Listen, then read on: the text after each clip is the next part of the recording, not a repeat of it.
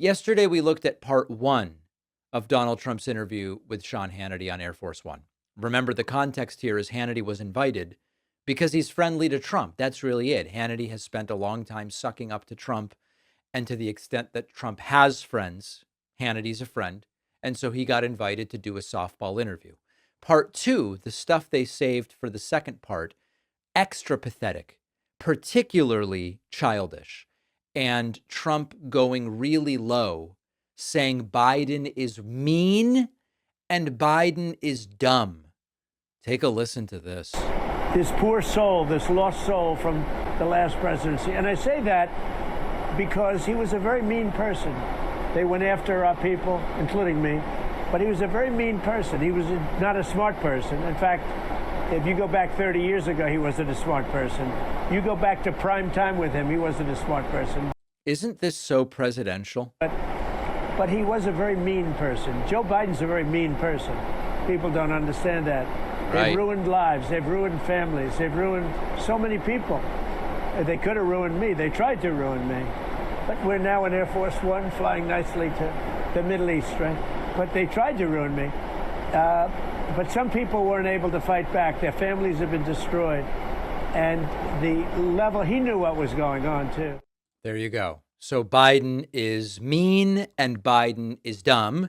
And then just obsessed with Biden, continuing and saying, okay, now Biden is vicious. Not only is he low IQ, but he's vicious also.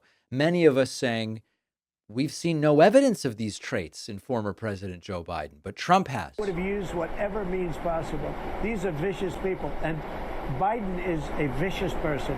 Biden's a stupid person. He's a low IQ person, but he's vicious, and that's a bad combination. Really important criticism of the Biden administration. He's low IQ, he's mean, and he's also vicious. Okay.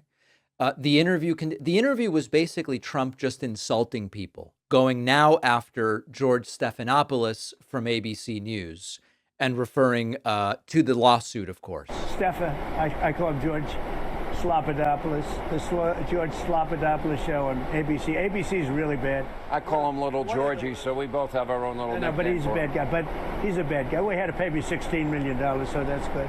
My favorite was the interview with the guy. You didn't pick David Muir or Stephanopoulos. I don't even know who you are. I had no idea. I don't know if the media knows how to deal with all the access they finally have, which they haven't had in a long time. I had no idea who he was, but he got a little nasty, so I explained that. He asked me questions that required factual answers, and a nasty guy. Don't know who you are. Who are you? They actually gave me a choice of anybody at ABC, and I picked this guy, Moran, because I never heard of him. So right. Makes sense. Pick someone I've never heard of to interview me. So as the interview winds down, Trump has attacked George Stephanopoulos. Trump has attacked Joe Biden. He's using insults. He's using ad hominems. How does it wrap up? By explaining why Hannity is there. And Trump says, Sean, you've been so wonderful to me. And that is why we call it access journalism. And this is why Sean Hannity is on the plane with Donald Trump. I do suffer from Trump derangement syndrome at a high level. And I guess I'm honored by that. But I'll say this, look, we had an election. You were so wonderful to me. You were really an amazing professional. You did it for the right reason. You didn't do it you weren't just sucking up. You accurately praised me for all the great things I'm doing. For the wrong reason, but you were so professional. And I do suffer from Trump. There it is. So that tells you just about everything you need to know. Biden doesn't say good things about me. Well, he's vicious and he's mean and he's low IQ. George Stephanopoulos doesn't say nice things about me. Well, he's Slopadopoulos. He's horrible. Sean, you've been so good to me. And of course, that's why Sean Hannity's sitting on Air Force One. This is how it works. This is what's behind the new media sort of MAGA briefing room that they've put together. Pathetic non-questions from so-called reporters. And this is the currency of loyalty, which is the most important currency to this administration.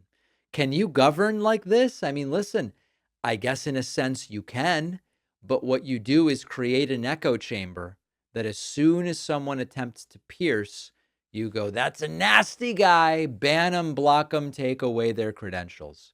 Not really fitting for a supposedly Western democratic nation, but it's where we are. After researching, writing, refining, The Echo Machine, my book, is finally out. This is not just a book about how American politics got so broken. It's also about what's happening right now and what we can still do to stop things from getting worse. Trump's been back in power. The results have been even more catastrophic than many feared, with targeting of political opponents and gutting democratic institutions, laying the groundwork to even further consolidate power. But the thing is that none of this is inevitable. The same forces that brought us here can be countered if we understand how they work and what to do about them. And that's what the Echo Machine is all about. Some say that without corporate media backing, books like this can't succeed. I think we can prove them wrong. You can get the Echo Machine right now at davidpakman.com/echo on Amazon, Barnes & Noble, Audible, Kindle, or by calling any local bookstore and asking them to order it. This book is more important than ever. If you care about what happens next, and I do, check out The Echo Machine today at davidpakman.com/echo.